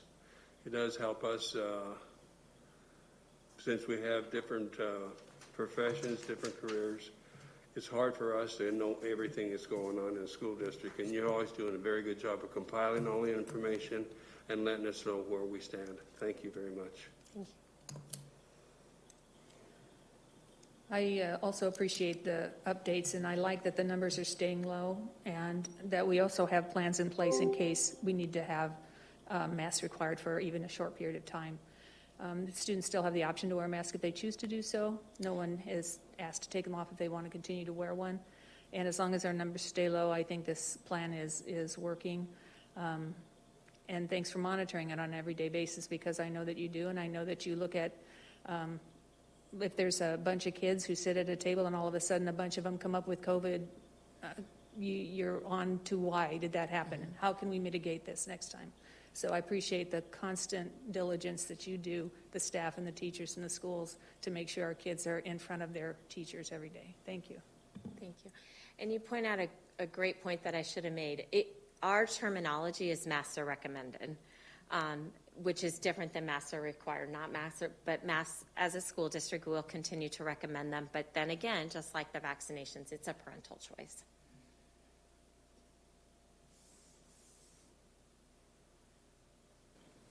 Any other board comments or requesting or questions regarding our COVID data update? No, I would echo Ms. Witt's comments again. I'm a numbers guy, so I'm if they're monitoring clicks on the SARPI-CAS data, I'm helping drive those numbers up. I look because if it's not updated in the morning, I'm clicking a few times throughout the day to see how it's changed on a day-to-day basis.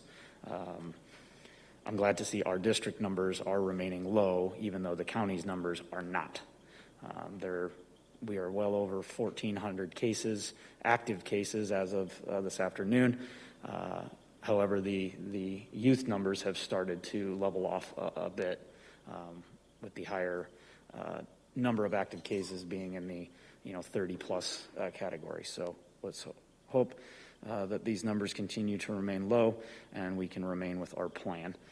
As others have stated, our plan is currently mask recommended. Again, as Ms. Witt said, students who choose to wear masks, we had one of our student council representatives wear hers tonight. Again, it's individual and a parent choice.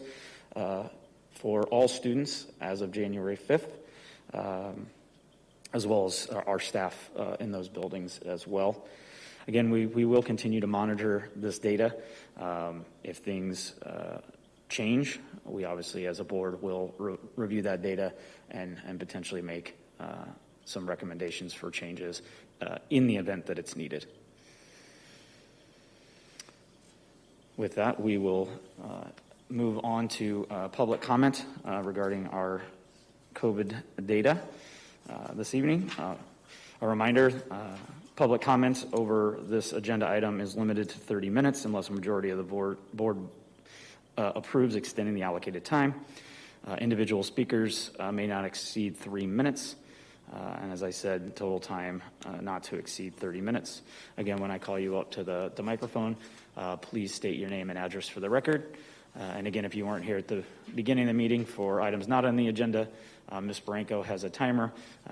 You'll hear its first beeps at 2 minutes and 15 seconds to give you a little heads up that you have 45 seconds to wrap up your comments.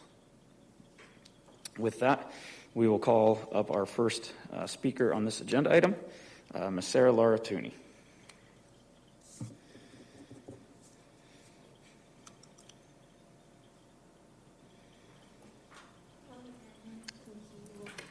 Welcome. Sarah Laratoni, 8816 Granville Parkway, La Vista. So I have to be honest, I don't love this plan. And I don't love it because I have a 2-year-old at home, a 2-year-old that I just bought her first mask for. And while she more than willingly put it on, and I had a love-hate reaction to that, she put it on because she's been watching myself put it on for 2 years. She's been watching my husband put it on for 2 years. She's been watching her brother put it on for 2 years. And so she knew exactly what to do with it. And, but I don't love that I had to go buy my baby a mask. I don't love this plan because she cannot be vaccinated, whereas the rest of our household is. We went to Walgreens. I'm pretty sure he cleared out Walgreens on 2 separate occasions with his reaction to getting a shot, but he got a toy out of it, so there you go. But I still worry about who he is coming into contact with who is not vaccinated and what we all bring home to my baby. That said, in high school, I ran track and cross country, and I got to cross country because at my European track meet, my freshman year of high school, my coach came up to me and said, Sarah, I know you're a sprinter, but we need somebody to run the 3,000. And I was not his first choice. I'm pretty sure I was not his second, third, fourth, or fifth choice. But we just needed somebody in it. And I couldn't tell you now, 30 years later, why we needed somebody in it. But I was part of a team. And my coach came up to me and said, we need someone in this to keep our team moving forward. And I said, done. Because that's what being part of a team is. And if I'm extending this analogy, after I ran it, he walked up to my parents and he said, we expect to see Sarah at cross-country practice in the fall, because I didn't do as terrible as I thought. I did something for 15 minutes out of my day that made me uncomfortable. I was not used to running that length of a distance. But it got my team to where I needed to be. And so the fact that you guys are willing as a group to come together and still put our kids first and make sure that my son can stay in his classroom, in-person learning with his care team, and I will shout them out again, Ms. Brakefield, Ms. Bolby, Mr. Nichols, Mr. Guthmiller, Ms. Watson at Parkview Heights. They are phenomenal and are giving my son the best care that he can possibly get to make sure that he can do what he did Thanksgiving weekend, which was read us a book on his own. And I can't thank you enough for that. And so thank you for making sure there are plans in place to keep that going forward. As always, I appreciate what you guys do for me, for my family, and my kids. Thank you.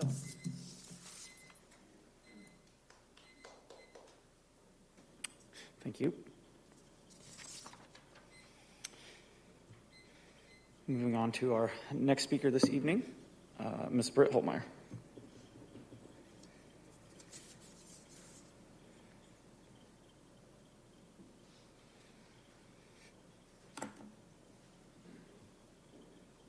Hello, Britt Holtmeyer, 207 Ridgewood Drive. Let me just start off by saying, be merry, right, like my shirt. I just don't come to these meetings to make crap up. In fact, my grandma is actually in hospice right now, and this is the last place I want to be. And when there is criminal activity taking place, it needs to be addressed. As Annette Iman's sister had said, silent majority. Why is one silent, though? For one, I won't be silent when there's corruption going on. Rickley, you said you would continue to host these experimental injection clinics. So tell me, when does it stop? When are you considered fully vaccinated? Is it after your first dose, your second, after your first booster, second booster? When does it end? In Israel, it's now up to 5 boosters. Are you a parent that reads labels before you give your child that cereal, snack, drinks? I am. Are you a parent that reads an insert of a vaccine and scroll down to the ingredients? If not, you should. Did you know that there is a substance in one of these COVID experimental injections that is used in cancer research to cause bladders and tumors? They do this so that way they can test new medications on these things. Cases. So does that mean one is sick? Because I was just at the hospital and speaking with the nurse who had to get tested, came back positive, and she's like, I wasn't even sick. That must be like what's going on now. But like I've said before, they're not accurate. And are all of these cases COVID or Delta or however you say the O word one? Week 14, that was the clinic. Week 15 was a high number of 161. I'm sorry, but I'm sure do not believe in coincidences anymore. So the schools with the masks have the highest cases. Then we have week 17 with another high number the week after that. I don't know when this is going to end. I know I've reached out to you guys 2 weeks ago, maybe it was, about the injections. I've heard from a couple of you, Mr. Rickley, I did hear from you, and somebody else I cannot remember, maybe Ms. Fisher. And I know that we got mocked saying that there was clinics on every single corner. Yes, there is. But they feel safe because they're in your school? I don't understand. Like, do you get a kickback from this? And maybe you can email me personally. I know, Brian Lotus, you don't, but maybe Dr. Rickley does. Maybe we should get that public records request that we had asked for salaries for this year that got denied. Thank you.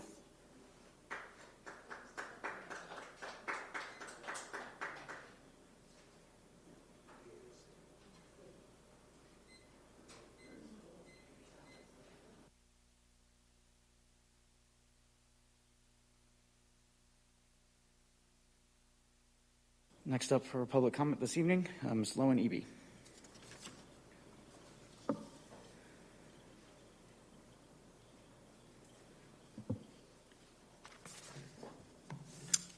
Hello, I'm Lowen Eby. I reside at 1401 Edgewater Circle, Papillion. I wanted to bring up point number 8 on the public request production, and it is located on papillionpatriots.org under the Douglas County Health Department is colluding with superintendents. And this letter it starts on page 18 of the public records. And this is from Commissioner Blumstead, and he says the following: revisit your plans for pivoting to virtual learning. Work with your teachers and other staff to ensure your technology, curriculum, and communication processes are in place to support virtual learning. So this may be a prelude to virtual learning if cases go up or whatever is decided with the COVID data. I just wanted to let people know that that's available. I am the state leader of Make Americans Free Again, Nebraska, and Make Americans Free Again is Citizens in Charge. We have a simple platform that is not related to politics, political parties, or candidates. We want freedom from medical tyranny and to make sure that this never happens again. We are gathering 80 million people who meet in groups of 2 to 100, live and in person, in communities throughout the United States. We are raising enormous amounts of money to fund lawsuits that address the real cause of today's insanity, the false declaration of the pandemic. We intend to restore our freedoms and punish those who are responsible for this debacle. If anyone in the district was denied a religious exemption for face masks, please submit your testimony to mafanebraska@gmail.com. It's MAFA Nebraska@gmail.com. Thank you. Thank you.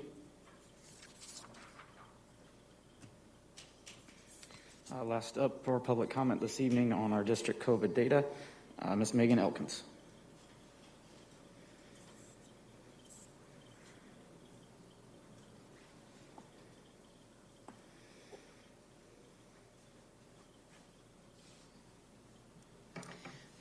Welcome. Megan Elkins, 1212 Buckboard Boulevard. COVID will never disappear. Their control will never disappear. Now that the governments have enacted powers beyond our comprehension in this day and age, do you think they would just go back to how things were and let go of their power? Not a chance. The only way to eradicate a system like this is to bring the whole thing down. A biblical event of epic proportions. It would take a mass global awakening. It would mean revealing the world something, it would mean revealing to the world something so shocking that it forces the majority of people worldwide to drop what they are doing, be vocal, and disrupt the established control. It would have to include dismantling the mainstream media. It could mean things getting worse before they get better. Think of all the times in history that severe control of people and groups was dismantled. What did it take to dismantle it? War, civil unrest, indictments? How long did it take? Weeks, months, years? How long did the enemy cling to power? Right to the very end. When we heard the words, hold the line, it wasn't just about 2020. It wasn't just about the USA. It wasn't just about fake news. It means staying in for the long haul, and yes, I believe it will be a long haul. But real patriots and freedom lovers would fight for their whole lives if it meant that they won't see freedom, but their children would. It's not just about how many indictments Durham is working on now. It's not just about how much Rittenhouse will sue mainstream media. It's not just about racial divide the media creates. It's not just about some new study proving the vaccine is BS as we know it. It's not just about the fact that Australia is throwing unvaccinated in concentration camps. This is all just news that is turned over and out by the mainstream media. It is about so much more than all of that. It's good versus evil. It's freedom versus tyranny. The enemy has many faces, and all of them are clinging to their control like a baby with a binky. What helps? Firstly, get off your knees. You are the one you have been waiting for. Know who you are and what you value in your life and in yourself and in your family. Be that vocal family member at Christmas dinner this year. Be the voice in the street that stands in solidarity with your brothers and sisters. Be the person who has no regrets when they are laying on their deathbed and hopefully a long life. Be the change you want. Even a single match can start a fire when it's lit and placed back in a matchbox with unlit matches. This speech isn't meant to inspire people or call for some specific action. It's a mindset. It's an affirmation that as long as I am around, I will do my part, and that I will stand with anyone who does the same. I'm no one special. I'm just a working mother, a wife who wants goodness to spread like wildfire around the world. I'm still holding the line. Are you?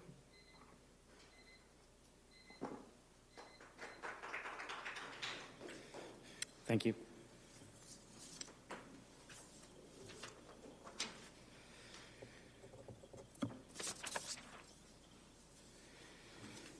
All right, that concludes our public comment on item A, our district COVID data. We will move on to item B, our NSCAS state growth results. Welcome, Ms. Siri.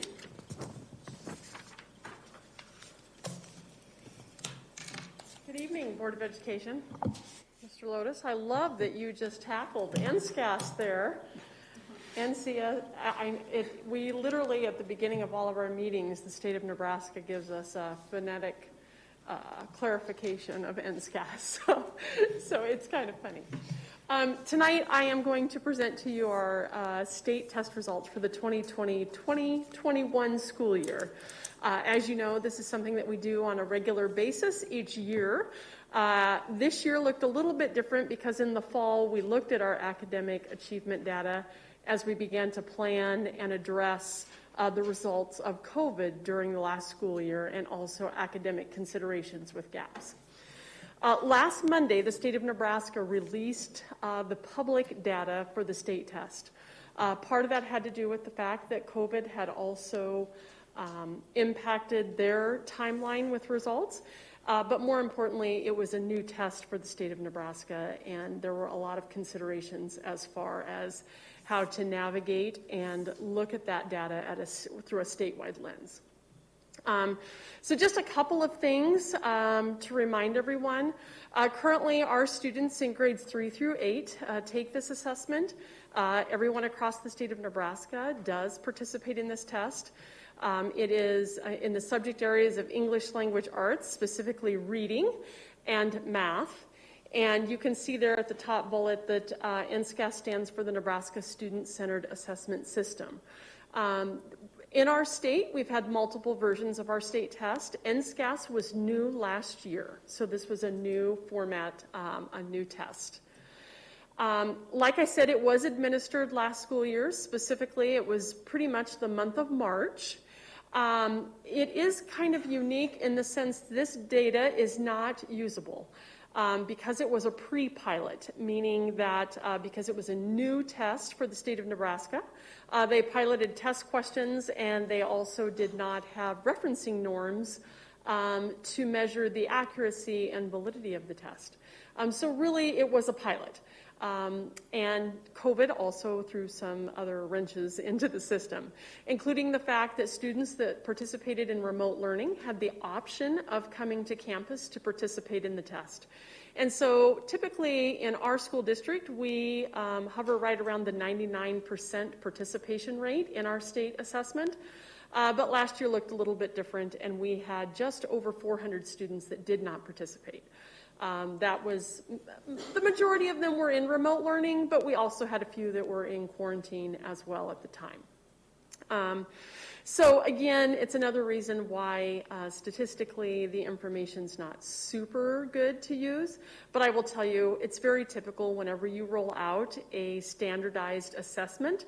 The first year it's pretty common that you have to set standards and you have a lot of psychonutrition work that you need to do with those scores, and so often the data is not very clean and usable. So it's very typical.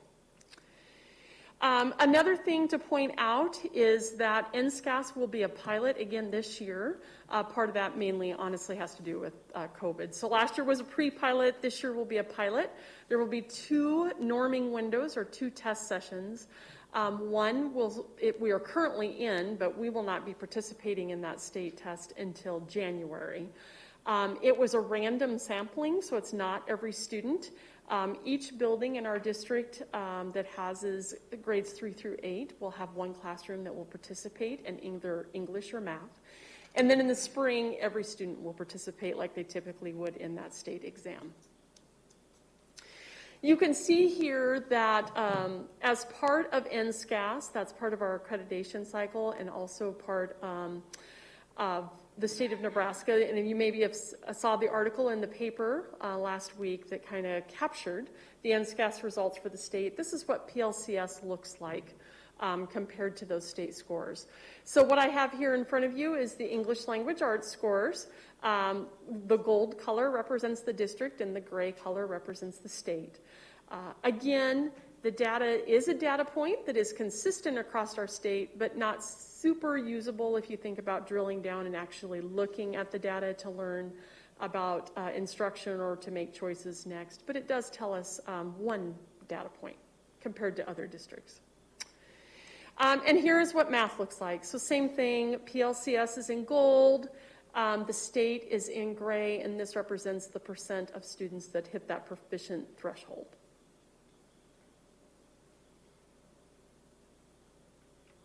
Just as a reminder, the other assessment that is administered statewide that is used as part of that state reporting piece is the ACT for the junior class. I shared this with you earlier this school year when we did look at our academic achievement data, but just as kind of a reminder, this was also released to the public last Monday. This is specifically our junior class, so there are current seniors, actually, because you have to remember this was taken last year. But you can see there the percent of students that are proficient in each of the areas of English, language, arts, math, and science compared to the state of Nebraska. Last year, because of COVID, actually in the spring of 2020, both our juniors and seniors participated in the state exam. That was specific because the seniors didn't have the opportunity to take a free ACT test. And so NDE was kind enough to allow them to do that, but they are not in these numbers. They have also graduated, so they wouldn't be shared publicly at this point anyway. But these are our juniors last year, seniors this year, and they performed pretty typical, actually very well, considering that they had lost a fourth quarter of their junior year. So next steps, that's probably the bigger question, because like I said, it is one data point. The NSCAS pilot will continue. We'll have one more year with the pilot before it's in full implementation next school year. Like I reminded you, there's 2 testing windows now with this test, and they will continue to field pilot questions even this current school year in all grades 3 through 8.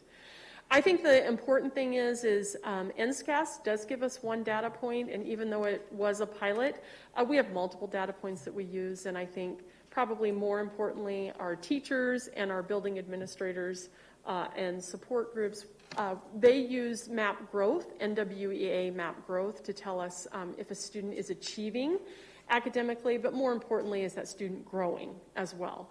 And so we'll continue to monitor that data, and that's really what we're watching to address those academic gaps that we've seen the last few months. And then also, obviously, we use classroom assessments, and we'll use our local common formative assessments and common summative assessments. So it's really about continuing to monitor and adjust as necessary. So the last thing I'm just going to mention is the state of Nebraska does produce a report for each individual student that participates in the NSCAS assessment. Those were loaded into our parent portal several weeks ago, so the parents could see it. It does explain that it was a pilot test, but it's the same place, the same location in the parent app and the parent portal under progress reports, and it's labeled NSCAS assessment for the 2019-2020 school year. So, and that concludes my summary of NSCAS from the previous school year. Questions that you have or things that you would like me to? I have a few. I think it's interesting that we have a test to test the test. That's what these pilots Yes, yep. And it's a good way to put it. Yeah.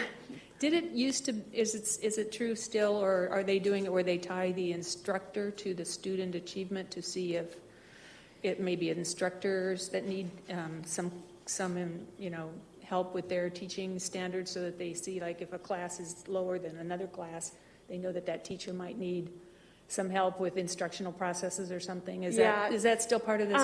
It is not. It is not. Currently, it's not. It's tied by grade level to building. So we can see building, and obviously there are reports that will come in NSCAS that have not been built yet. So I'm not 100% certain where all of those will end, but currently we don't load a specific teacher to a student. We do load a proctor that can administer the exam, but it's not tied necessarily directly to the student. So this is really about how programs perform more than individualized students, if that makes sense. Yeah. It's kind of a bigger lens. I remember having a really good experience in 7th grade math and a really bad experience in 8th grade math, and it was the teacher.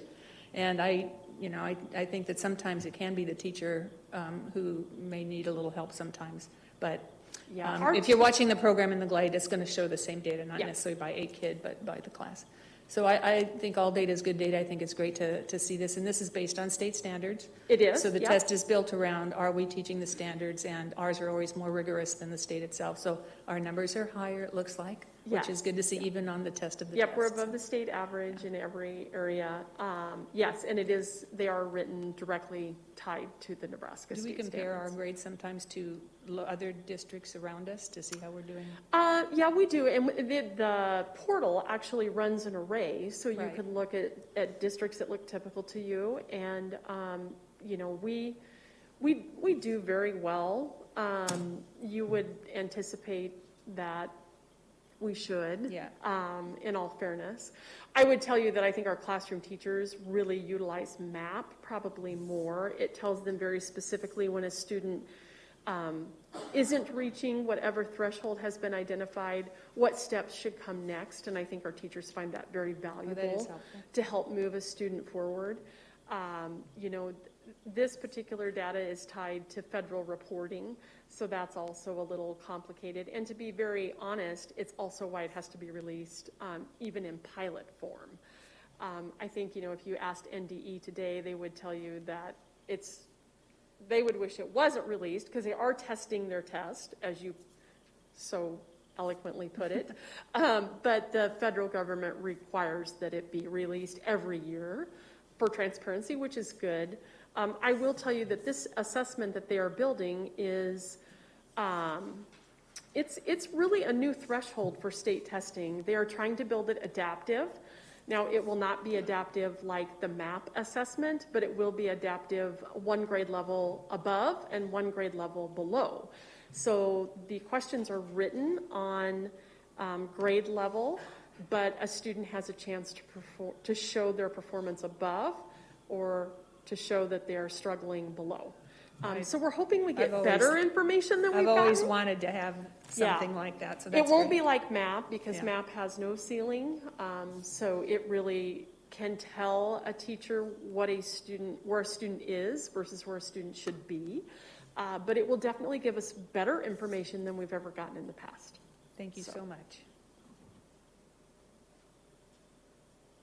Just to clarify for me personally, so it sounds like right now, since this is the test to test the test, so that's awesome. A pre-pilot, which was a new... Yeah, I'm assuming, I think you said that eventually there will be reports available, I'm assuming, to teachers in the buildings to be able to figure out what they're doing right, wrong, all that kind of stuff. But this year will not be released on that No, this level. year the only report that we got was the district portal that kind of showed the percents that I shared with you tonight. Right. And then individual student reports they did put out. They are very, very general, and they explain that it's a pre-pilot, and those have been loaded into the parent portal so parents have access. Okay. But teachers, there were no teacher reports, there were no building reports this year. Okay, thank you.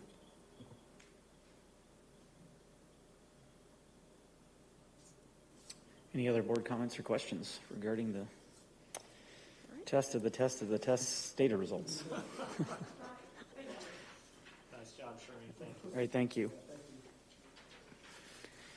All right, that concludes Section 4, discussion and information items for this evening. Moving on to Section 5, our future board calendar. December 20th through January 4th, 2022, no school winter break. As we said earlier, students, staff, administrators, all, please enjoy your winter break. And if we don't see you, we look forward to seeing you when you return after the winter break. January 4th, 2022 is a staff development day. Again, no students until the 5th, but staff have a development day on the 4th. January 10th, 2022, the next Board of Education meeting at 6 p.m. here at the central office. Seeing no further business before this board, I will adjourn the Papillion-La Vista Community Schools Board of Education meeting for December 13th, 2021 at 7:58 p.m. Thank you all.